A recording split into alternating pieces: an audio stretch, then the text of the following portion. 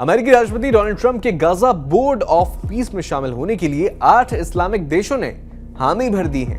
इनमें कतर, तुर्की, मिस्र, Jordan, Indonesia, Pakistan और सऊदी अरब और संयुक्त अरब अमीरात शामिल हैं।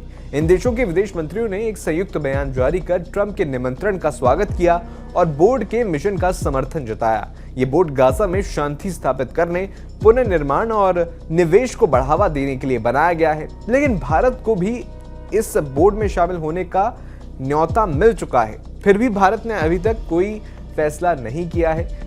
सरकारी सूत्रों के मुताबिक भारत इस प्रस्ताव पर गंभीरता से विचार कर रहा है, लेकिन जल्दबाजी में कोई कदम नहीं उठा रहा। भारत का रुख साफ है कि हम 2 राज्य समाधान का समर्थन कर रहे हैं और क्षेत्र में स्थायी शांति के लिए सभी प्रयासों का समर्थन करते हैं। लेकिन कई विशेषज्ञ और थिंक टैंक्स ने सलाह दी है कि भारत को औपचारिक रूप से बोर्ड में शामिल नहीं होना चाहिए।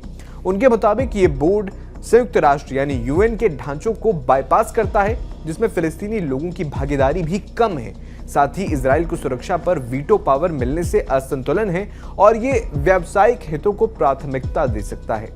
एक रिपोर्ट में कहा गया है कि भारत अपनी प्रतिष्ठा और रणनीतिक जोखिमों को देखते हुए मानवीय सहायता तो दे सकता है, लेकिन सदस्यता से दूर रहना ही भारत के लिए बेहतर होगा। विपक्षी दल जैसे वामपंथी पार्टियां भी सरकार से अपील कर रही हैं कि बोर्ड में शामिल ना हो, क्योंकि ये फिलिस्तीनी कॉज के साथ धोखा होगा और यूएन चार्टर का उल्लंघन भी होगा। कुछ पूर्व राजनयिकों का मानना है कि अगर भारत शामिल नहीं होता है तो तुर्की, कतर और पाकिस्तान जैसे देश एजेंडा चला सकते हैं और भारत के हितों के खिलाफ ये हो सकता है। लेकिन कुल मिलाकर भारत सतर्क रहकर और सतर्क रुख अपनाए हुए है और यूएन जैसे बहुपक्षीय मंचों पर अपनी प्रतिबद्धता बनाए रखना चाहता है। अभी तक कोई आधिकारिक घोषणा तो नहीं हुई है और फैसला लेने में समय भी लग सकता है। बता दें कि Gaza board of peace Trump प्रशासन की ओर से गाजा इजराइल संघर्ष को खत्म करने के लिए बनाया गया एक निकाय है।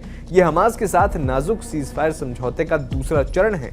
बोर्ड का मकसद गाजा में शासन क्षमता बढ़ाना, क्षेत्रीय संबंध सुधारना, पुनर्निर्माण करना, निवेश को आकर्षित करना और बड़े पैमाने पर फंडिंग जुटाना है। ये संयुक्त राष्ट्र सुरक्षा परिषद के प्रस्ताव 2803 के तहत एक ट्रांजिशनल एडमिनिस्ट्रेशन के रूप में काम करेगा।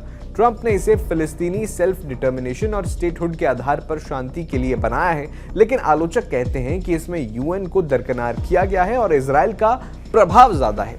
बोर्ड में सदस्यता के लिए 1 बिलियन परमानेंट सदस्य अगर बनना चाहते हैं तो $1 मिलियन का योगदान भी जरूरी बताया जा रहा है।